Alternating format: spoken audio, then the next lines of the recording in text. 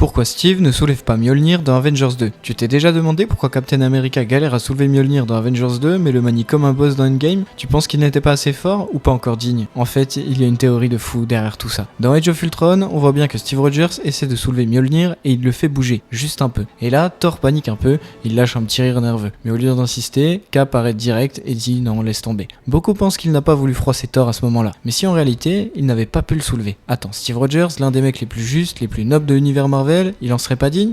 Quiconque possédera ce marteau, s'il s'en trouve digne, recevra le pouvoir de Thor.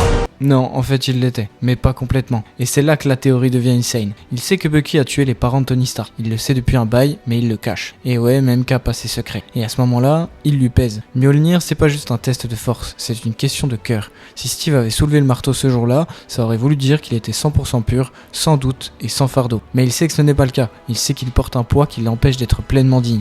Quand il avoue enfin la vérité à Tony, ça détruit leur amitié, mais ça le libère. Maintenant, il est totalement en accord avec lui-même, plus de mensonges, plus de doutes, et là, boum, dans Endgame, le marteau vient à lui sans hésiter, Cap est enfin digne à 100%. Alors, selon toi, Cap était-il déjà digne dans Age of Ultron, ou c'est vraiment son mensonge qui l'en empêchait? Dis-moi en commentaire, et n'oublie pas de t'abonner si tu aimes mes théories.